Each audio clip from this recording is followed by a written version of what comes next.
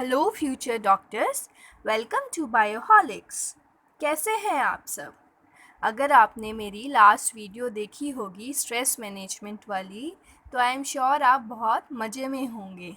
और अगर नहीं भी देखी है तो भी आप मज़े में रह सकते हैं, क्योंकि मैं उसका लिंक डिस्क्रिप्शन बॉक्स में डाल दूँगी, वहाँ से आप जाके देख लीजिएगा। Because it is a must watch video for everyone and especially if you are future doctor if you are preparing for NEET. Okay, so I am doctor Pratibha Agarwal और आज हम पढ़ रहे हैं रिप्रोडक्शन इन ऑर्गेनिजम्स का lecture number 2। I hope कि आपने lecture number 1 को अच्छे से समझ लिया होगा, जिसमें हमने बेसिक डिटेल्स के बारे में पढ़ा था कि रिप्रोडक्शन क्या होता है, कितने टाइप्स का होता है, और एसेक्सुअल रिप्रोडक्शन को हमने डिटेल में पढ़ा था। और आज हम उसी लेक्चर को कंटिन्यू करेंगे। और जैसा कि मैंने आपको बताया था कि इस चैप्टर में हम मेनली एनसीईआरटी ही कंसिडर कर रहे हैं। ठीक है, तो अभी हमने देखा था लास्ट लेक्चर में कि जब प्लांट्स में हमने फेजेस के बारे में पढ़ा था कि वेजिटेटिव फेज़ होता है, फिर रिप्रोडक्टिव फेज़ होता है, और फिर सेनेसेंट फेज़ होता है, ओल्ड एज आती है। ठीक है, तो अब हम आगे कंटिन्यू कर रहे हैं। एनसीईआरटी एनिमल्स के बारे में कुछ बता रही है, तो देखते हैं क्या बता रही है। So, in animals, the juvenile phase is followed by morphological and physiological changes prior to active reproductive behavior. वो क्या बोल रहा है कि जो रिप्रोडक्टिव फेज़ आने से पहले और जुवेनाइल फेज़ आने के बाद, मतलब इन दोनों के बीच में क्या होता है, एनिमल्स में कुछ चेंजेस होते हैं। कैसे? एक तो मॉर्फोलॉजिकल चेंजेस और कुछ फिजियोलॉजिकल चेंजेस होते हैं कि उसकी एक्सटर्नल अपीयरेंस थोड़ी चेंज होती है, उसके हार्मोन्स थोड़े चेंज होते हैं, और जब वो पूरा मैच्योर हो जाता है तब उसमें रिप्रोडक्टिव फेज़ आता है। ठीक है, जैसे कि फीमेल्स में होता है मेंस्ट्रुअल साइकिल होता है और ईस्ट्रस साइकिल होता है, ये सब इसी के एग्जाम्पल हैं चेंजेस के, फिजियोलॉजिकल और मॉर्फोलॉजिकल चेंजेस। ठीक है, now the reproductive phase is also of variable duration in different organisms. ठीक है, जो रिप्रोडक्टिव फेज़ है वो भी अलग अलग ऑर्गेनिजम्स में वेरी कर सकता है, चेंज हो सकता है। ठीक है, फॉर एग्जांपल हम अगर बर्ड्स का एग्जांपल लें तो birds living in nature lay eggs only seasonally. ठीक है, जो नेचर में, जो फॉरेस्ट में जो बर्ड्स रहते हैं वो एग्स कब देते हैं? सीजनली, पर्टिकुलर सीज़न होता है उसी में वो एग्स देते हैं। लेकिन birds in captivity as in poultry farms can be made to lay eggs throughout the year. ठीक है, लेकिन जैसे पोल्ट्री फार्म्स होते हैं ना, जहाँ से एग्स आते हैं, वहाँ पे क्या होता है, बर्ड्स को रखा जाता है और उनमें हार्मोन्स इंजेक्ट किए जाते हैं जिससे कि वो पूरे ईयर एग्स देते रहें। ठीक है, तो अब मुझे एक बात बताइए कि जो पोल्ट्री फार्म्स में रखे जाने वाले जो बर्ड्स हैं वो पूरे टाइम एग्स दे रहे हैं, तो वो क्या नेचुरल है? नहीं। ये देखिए, ये पोल्ट्री फार्म की एक इमेज है जिसमें बहुत सारे बर्ड्स हैं और वो एग्स दे रहे हैं, लेकिन वो नेचुरल नहीं है, वो तो एक एक्सप्लॉइटेशन है ना। In this case laying eggs is not related to reproduction but is a commercial exploitation for human welfare. जो ह्यूमन्स हैं वो हर चीज़ को एक्सप्लॉइट करते हैं, है ना।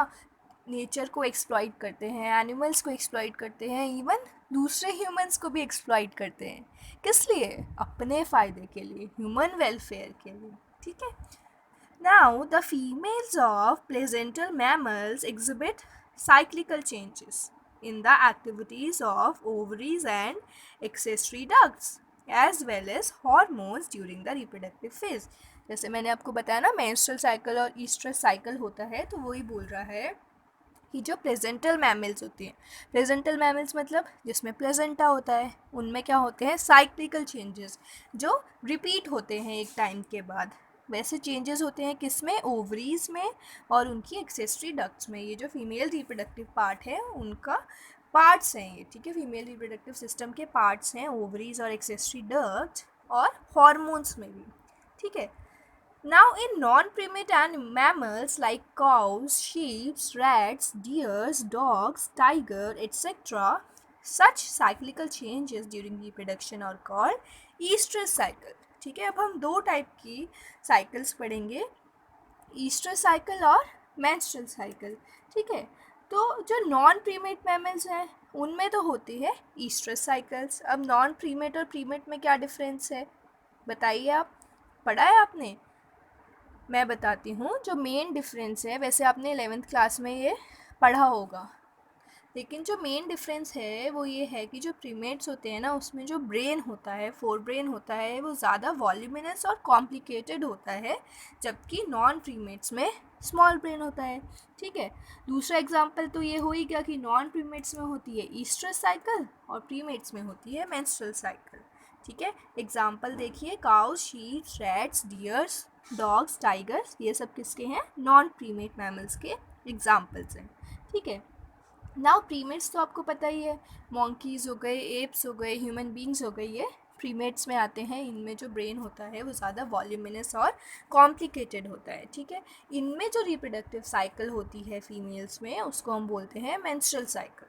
ठीक है, अब इन दोनों में क्या डिफरेंस है, ज़्यादा डिटेल में जाने की ज़रूरत नहीं है, लेकिन जो मेंस्ट्रुअल साइकिल है उसमें प्रॉपर फेजेस होते हैं। ठीक है, ओव्यूलेटरी फेज़ होता है, सिक्रीटरी फेज़ होता है, प्रॉपर फेजेस होते हैं और ज़्यादा कॉम्प्लिकेटेड होता है, जबकि ईस्ट्रस साइकिल में ऐसे फेजेस नहीं रहते, थोड़ा सिंपलर होता है। लेकिन आपको ये याद रखना है कि किस में मेंस्ट्रुअल साइकिल है, उसके एग्जाम्पल क्या हैं, और किस एनिमल में ईस्ट्रस साइकिल हैं और उसके एग्जाम्पल्स क्या हैं।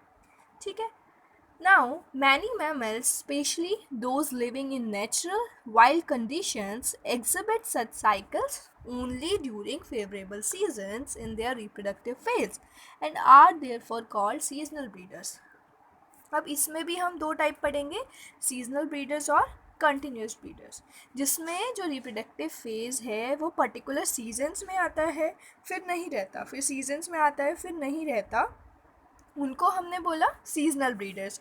और जिसमें through out their life reproductive phase रहता है, वो रिप्रोडक्टिवली एक्टिव रहते हैं, वो ऑफस्प्रिंग्स प्रोड्यूस कर पाते हैं, तो हम उनको बोलते हैं कंटिन्यूस ब्रीडर्स। ऑलराइट, चलिए, अब ये तो मैंने आपको बता ही दिया प्रीमेट्स और नॉन प्रीमेट्स में क्या डिफरेंस है, और मेंस्ट्रुअल साइकिल और ईस्ट्रस साइकिल में क्या डिफरेंस है।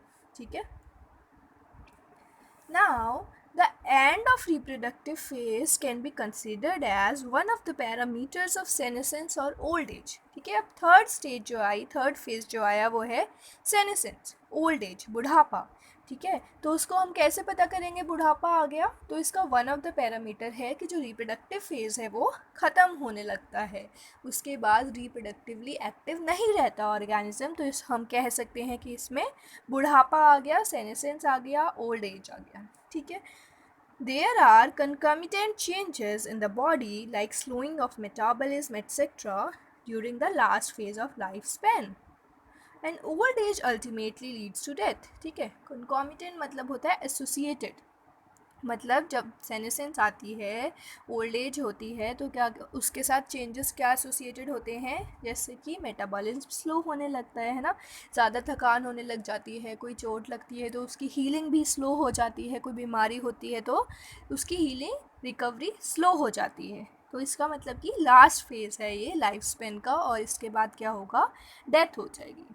ठीक है, in both animals and plants, hormones are responsible for the transitions between the three phases. ठीक है, दो चीज़ें रिस्पॉन्सिबल रहती हैं इन तीन फेजेस की ट्रांजिशन में, कौन कौन सी?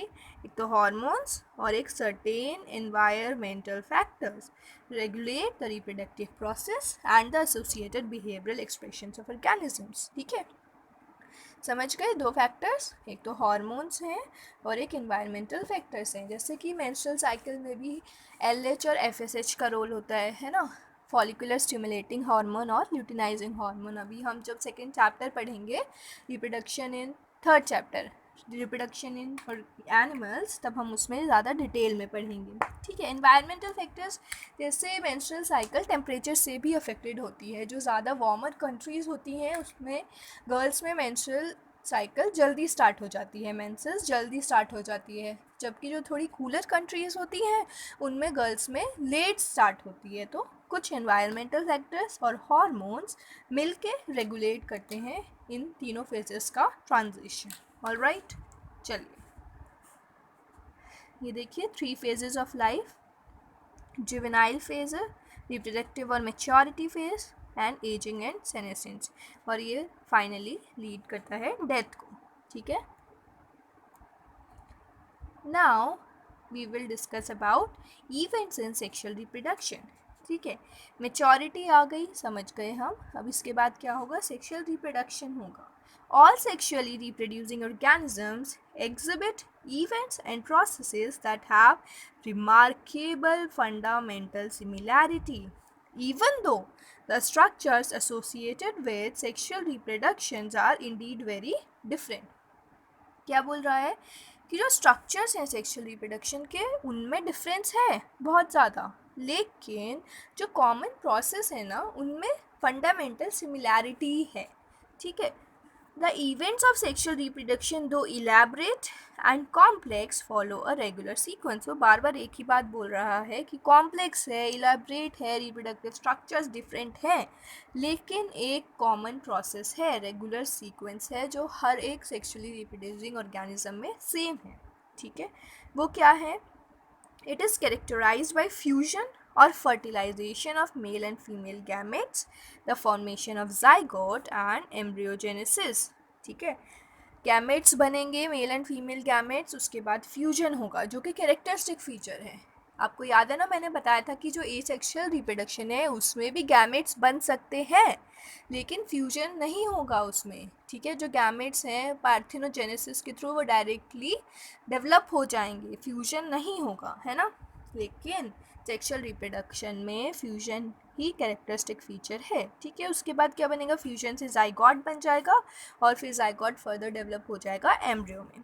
ठीक है, यहाँ तक क्लियर हो गया। चलिए ये देखिए, 3 कैटेगरीज में हमने मेनली डिवाइड कर दिया सेक्सुअल रिप्रोडक्शन के इवेंट्स को। एक तो हो गया प्री फर्टिलाइजेशन, फिर हो गया फर्टिलाइजेशन, और उसके बाद पोस्ट फर्टिलाइजेशन। ठीक है, फर्टिलाइजेशन से पहले वाला प्री फर्टिलाइजेशन, जिसमें 2 इवेंट्स फर्दर आ गए, एक तो गैमेटोजेनेसिस, गैमेट्स का बनना, एंड देन गैमेट ट्रांसफ़र। ठीक है, बनने के बाद उनको आपस में मिलना भी होगा ना फ्यूजन के लिए, तो उसको बोलेंगे गैमेट ट्रांसफ़र। ठीक है, ना फर्टिलाइजेशन में क्या होगा, सिनगैमी होगी, वो फ्यूज़ होंगे, उसके बाद क्या बन जाएगा, डिप्लॉइड जाइगोट बन जाएगा।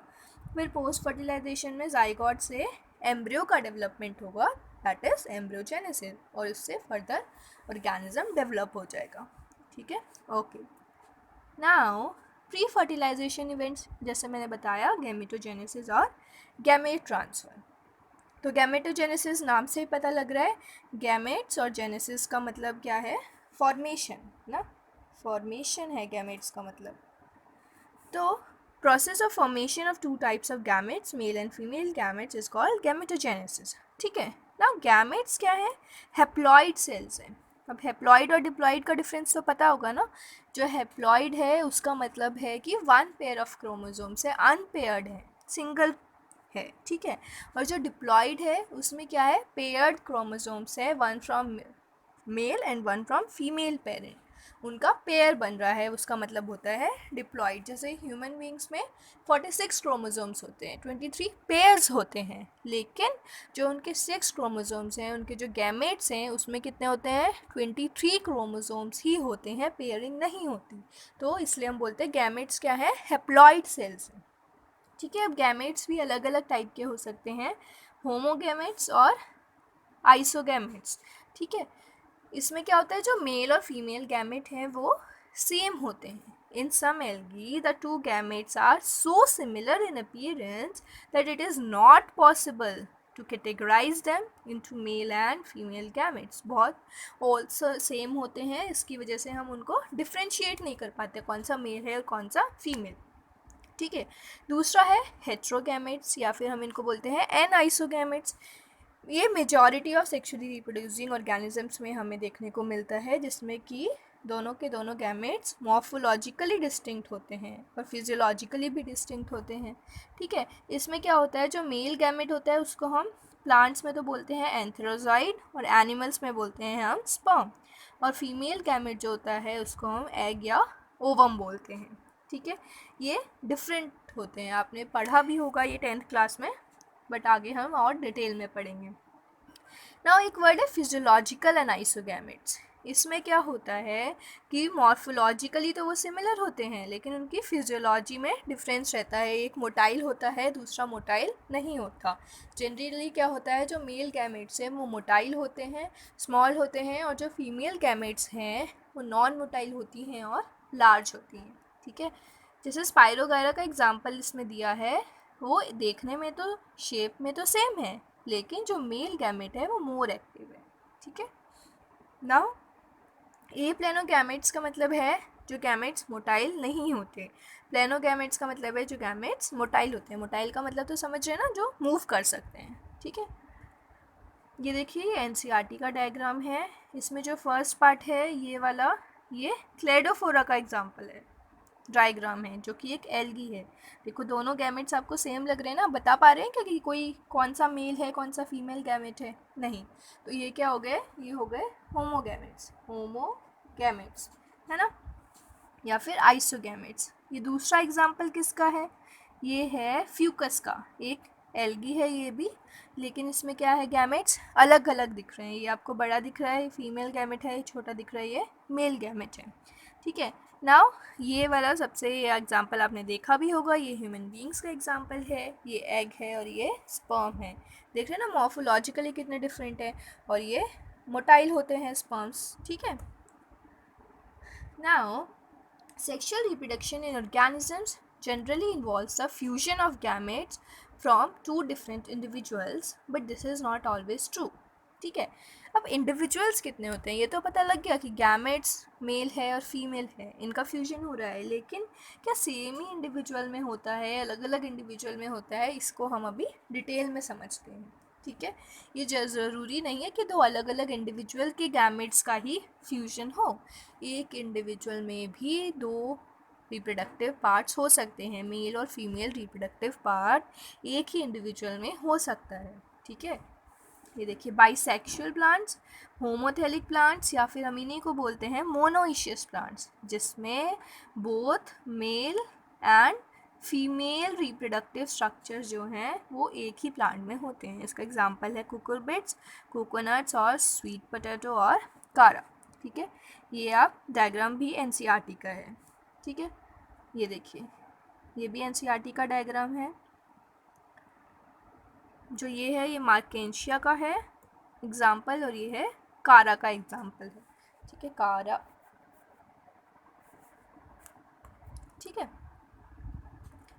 नाउ यूनिसेक्सुअल प्लांट्स और हेट्रोथेलिक प्लांट्स और डायोशियस प्लांट्स, ये क्या है, जिसमें mail and female reproductive parts different plants में होते हैं। ठीक है, ये मैंने आपको गलत बता दिया, ये मार्केंशिया का नहीं है, ये स्वीट पोटैटो का है। ठीक है, और ये कारा का एग्जाम्पल है।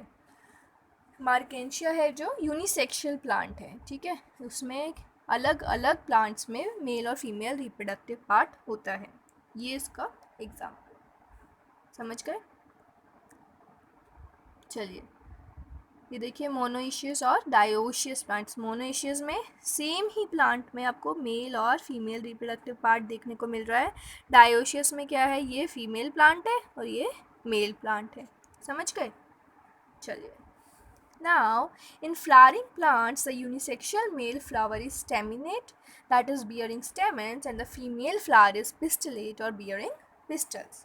ठीक है, ये स्टेमिनेट फ्लावर है, इसमें आपको स्टेमन दिख रहा है। ठीक है, ये एंथर है और ये फिलामेंट है। ये पिस्टिलेट फ्लावर है, इसमें क्या है, पिस्टिल्स हैं। ठीक है, ये स्टिग्मा है, ये स्टाइल है, और ये ओवरी है,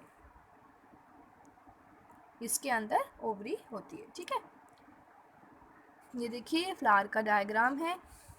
ये सेपल पेटल है, जो पंखड़ियाँ होती हैं वो पेटल होती हैं। सेपल जो उसको कवर कर रही हैं, बर्ड जो फॉर्म करती हैं उनको हम सेपल्स बोलते हैं। दो पार्ट्स ये हो गए, दो वल्स ये हो गए, और एक हो गया स्टेमन और एक हो गया पिस्टिल। ठीक है, स्टेमन में मैंने बताया एंथर है, फिलामेंट है, और पिस्टिल में है स्टिग्मा, स्टाइल, ओवरी। ठीक है, जो स्टिग्मा होता है यहाँ पे, ये जो एंथर है पोलन ग्रेन्स है यहाँ पे लैंड करते हैं, उसके बाद यहाँ पे पोलन ट्यूब बनती है, और फिर यहाँ पे ओव्यूल के साथ, एग के साथ वो फ्यूज़ करते हैं। ठीक है, चलिए नाउ ये तो हुई प्लांट्स की बात। अब एनिमल्स की बात कर लेते हैं। हर्माफ्रोडाइट्स और बाइसेक्सुअल्स एनिमल्स जिसमें मेल और female reproductive part same organisms में है। हाँ, एनिमल्स में भी ऐसा हो सकता है। ठीक है, इसका एग्जांपल है earthworm, sponge, tapeworm and Leach. ये देखिए, ये एनसीईआरटी में डायग्राम है अर्थवर्म का। ठीक है, ये देखिए एक ही अर्थवर्म है और यहाँ पे टेस्टिस है जो कि मेल पार्ट है ना, मेल पार्ट है ये, और ये ओवरी है जो कि फीमेल पार्ट है। ठीक है। नाउ यूनिसेक्सुअल एलिमेंट्स, इसमें क्या है कि दोनों जो रिप्रोडक्टिव पार्ट्स हैं वो अलग अलग ऑर्गेनिजम्स में होंगे, जैसे कि कॉकरोच में होता है। ठीक है, ये मेल कॉकरोच है, ये फीमेल कॉकरोच है। नॉर्मली यूनिसेक्सुअल एनिमल्स भी ही होते हैं, बट कुछ एग्जांपल जैसे हमने देखा वो बाइसेक्सुअल भी होते हैं। ऑलराइट, चलिए। Now cell division during gamete formation. ठीक है, अब गैमेट फॉर्मेशन होता कैसे है, उसमें कैसी सेल डिवीजन होती है वो हम पढ़ेंगे। ये हमने पढ़ लिया कि गैमेट्स क्या होते हैं, हैप्लॉइड सेल्स होते हैं। लेकिन गैमेट को जो बनाने वाली पेरेंट बॉडी है वो हैप्लॉइड ही होती है, डिप्लॉइड होती है, वो हम इसमें डिस्कस करेंगे। ठीक है, gametes in all heterogametic species are of two types, namely male and female. ठीक है, गैमेट्स आर हैप्लॉइड, ये भी हमें पता है। लेकिन जो पेरेंट प्लांट बॉडी है from which they arise, it may be haploid और डिप्लॉइड। ठीक है, हैप्लॉइड मैंने बताया single set of unpaired chromosomes हैं, डिप्लॉइड मतलब टू कंप्लीट सेट्स हैं क्रोमोसोम्स के, one from each parent, one mother से वन फादर से। ठीक है, अब अगर हैप्लॉइड प्लांट बॉडी है तो वो गैमेट कैसे बनाएगी, गैमेट भी हैप्लॉइड है ना, प्लांट बॉडी भी हैप्लॉइड है, तो वो गैमेट कैसे बनाएगी, तो वो गैमेट बनाएगी माइटोटिक डिवीजन से। ठीक है, माइटोटिक डिवीजन, माइटोटिक और मियोटिक टू टाइप्स के डिवीजन होते हैं। ठीक है, कौन कौन से, माइटोटिक और मियोटिक। ठीक है, अब इसमें क्या डिफरेंस है, ये भी आपने 11th क्लास में पढ़ा होगा, सेल साइकिल में बताते हैं ना क्या डिफरेंस है। माइटोटिक में तो क्या होता है, अगर 2n सेल है, अगर पेयर्ड क्रोमोसोम्स हैं, तो माइटोटिक में सिर्फ सेल की ग्रोथ होगी, क्रोमोसोम नंबर हाफ नहीं होगा, वो 2n ही रहेगा, लेकिन 1 से 2 हो जाएगा। ठीक है, लेकिन मियोटिक में क्या होता है, जो 2n है वो हाफ होके n रह जाएगा। ठीक है, n रह जाएगा, ये मियोटिक डिवीजन है। अब आप समझ पाएंगे कि अगर हैप्लॉइड प्लांट बॉडी है ना, अगर हैप्लॉइड पेरेंट है और उसको हैप्लॉइड ही गैमेट बनाना है, तो उसे क्या सेल क्रोमोसोम नंबर हाफ करने हैं, बताइए, नहीं ना, क्रोमोसोम सेम ही रहेगा, तो डिवीजन कैसा हो गया, माइटोटिक डिवीजन हो गया। और अगर प्लांट बॉडी क्या है, डिप्लॉइड है, तो क्या होगा, डिप्लॉइड है, 2n है, लेकिन हमें गैमेट्स कैसे चाहिए, हैप्लॉइड चाहिए, तो उसमें डिवीजन कैसा होगा, मियोटिक डिवीजन होगा। ठीक है, नाउ एक इंटरेस्टिंग बात ये है कि ऐसा नहीं है कि जो हैप्लॉइड प्लांट पेरेंट है उसमें माइटोटिक डिवीजन ही होता है और मियोटिक डिवीजन नहीं होता। कुछ ऑर्गेनिजम्स में क्या होता है, जैसे मोनेरा, फंजाई, एल्गी, इसमें क्या होता है, अल्टरनेशन ऑफ जनरेशन्स होती हैं। ठीक है, जैसे ये multi cellular haploid plant body है। ठीक है, इसने क्या किया, माइटोसिस से हैप्लॉइड गैमेट्स बना दिए। ठीक है, माइटोसिस से इसने क्या किया, हैप्लॉइड गैमेट्स बना दिए। ठीक है, अब गैमेट्स का क्या होगा, फर्टिलाइजेशन तो होएगा ही, फर्टिलाइजेशन से क्या हो गया, डिप्लॉइड जाइगोट बन गया, है ना। अब ये क्या है, 2n है। ठीक है, फिर ये क्या करती है, इसमें मियोसिस होता है, उससे क्या बनते हैं, स्पोर्स बनते हैं। ठीक है, और फिर वो स्पोर्स फर्दर डेवलप होके क्या बन जाते हैं, multi cellular haploid plant body बन जाती है। स्पोर क्या है, n है, डिप्लॉइड जाइगोट 2n है, तो यहाँ पे देखो मियोसिस भी हो रही है और यहाँ पे माइटोसिस भी हो रही है, तो अल्टरनेशन ऑफ जनरेशन है। जो स्पोर्स प्रोड्यूस कर रही है उस प्लांट बॉडी को हमने बोला स्पोरोफाइट, और जो गैमेट्स प्रोड्यूस कर रही है उसको हमने बोल दिया, ये हो गया हमारा गैमेटोफाइट, और जो यहाँ पे स्पोर्स प्रोड्यूस कर रही है वो हो गया स्पोरोफाइट। समझ गए, गुड। ये देखिए, इसका एक एग्जांपल, ये स्पोरोफाइट है, मियोसिस हुआ, स्पोर्स बन गए, फिर माइटोसिस से फर्दर डेवलपमेंट से गैमेटोफाइट बन गया, और फिर गैमेटोफाइट मतलब जो गैमेट्स को प्रोड्यूस कर रहा है ना, तो यहाँ पे होगा माइटोसिस, ठीक है, गैमेट्स बन गए, फिर उनका फ्यूजन हुआ और फिर उससे क्या बने, जाइगोट बन गया। ऑलराइट, कंसेप्ट क्लियर हो गया? अगर कोई डाउट हो तो पूछ लीजिएगा, क्योंकि ये थोड़ा समझने वाला बात है, समझने वाला टॉपिक है अच्छे से इसको, इसलिए मैंने डिटेल में बताया है, ठीक है। Now organisms belonging to pteridophytes, gymnosperms, angiosperms, जो हायर प्लांट्स हैं, एनिमल्स हैं, उनमें क्या है, पेरेंटल बॉडी क्या है, डिप्लॉयड है, 2n है, तो उसमें तो सिंपली हमें मियोटिक डिवीजन से गैमेट्स बन जाएंगे, ठीक है।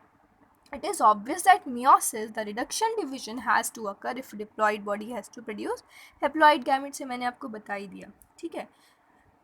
तो इन डिप्लॉयड ऑर्गेनिजम्स कुछ स्पेशलाइज्ड सेल्स होती हैं जिनको हम बोलते हैं मियोसाइट्स या फिर गैमेट मदर सेल, जिनमें क्या होता है, मियोसिस होता है, और at the end of meiosis only one set of chromosomes gets incorporated in each gamete, ठीक है, समझ गए। सिर्फ 2n से n होगा, सिर्फ वन सेट ऑफ क्रोमोसोम ही जाएगा हर एक गैमेट में। ये देखिए, ये ह्यूमन सेक्स सेल का एग्जांपल है, इसमें यहाँ पे देखो डिप्लॉयड था, 2n था, और यहाँ पे हैप्लॉयड गैमेट्स बन गए, मियोटिक डिवीजन हो गया, ठीक है।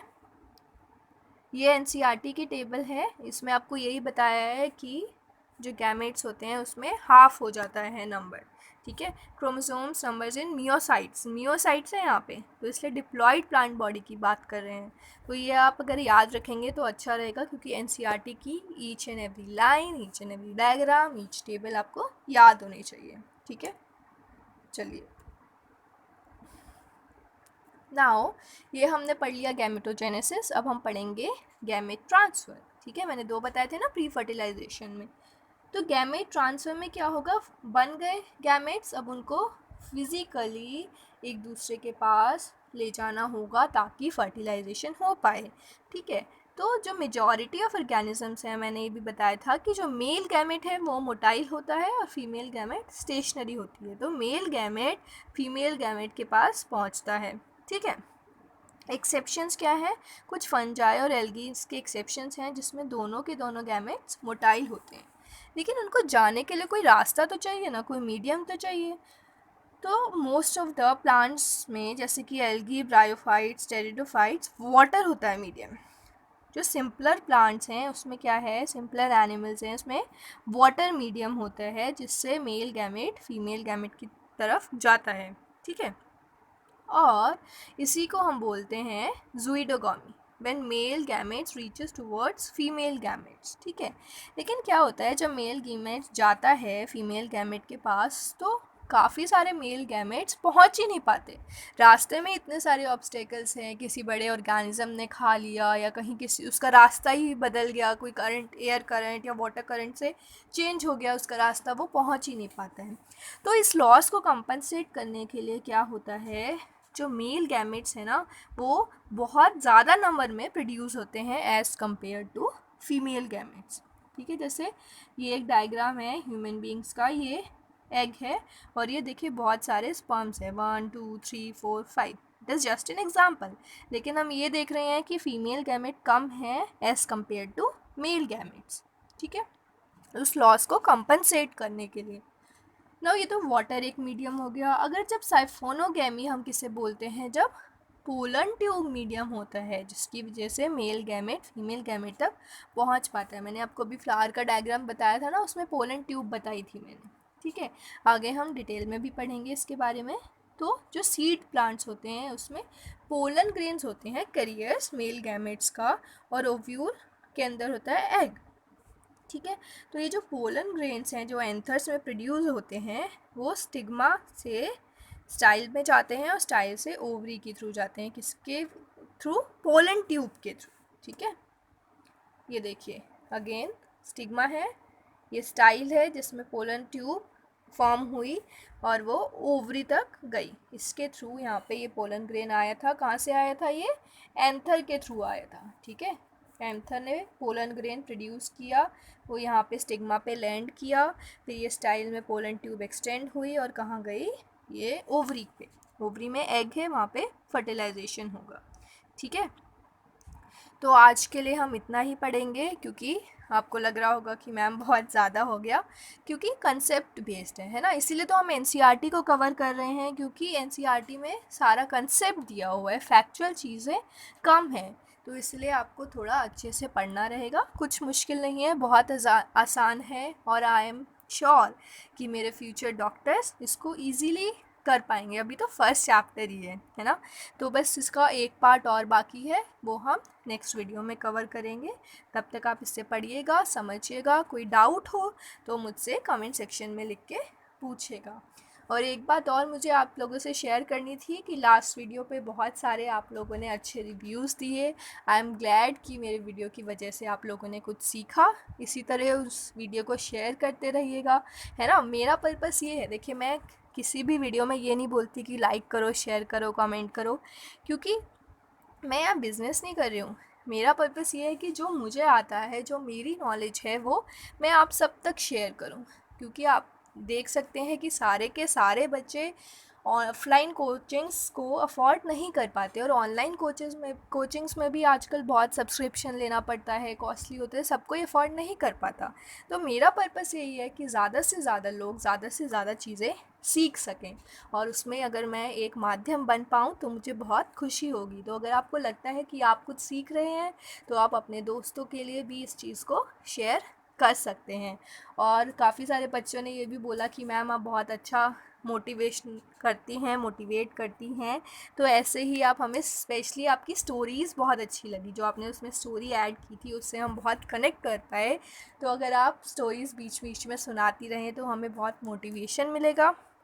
तो आपने बोला है तो सुनना तो पड़ेगा, तो फिर मैंने ये सोचा है कि हम बीच बीच में स्टोरीज़ के सेशन भी लेते रहेंगे, ठीक है। I will work on it. और तब तक के लिए आप घर पे रहिए, stay at home, stay safe, study hard and take care.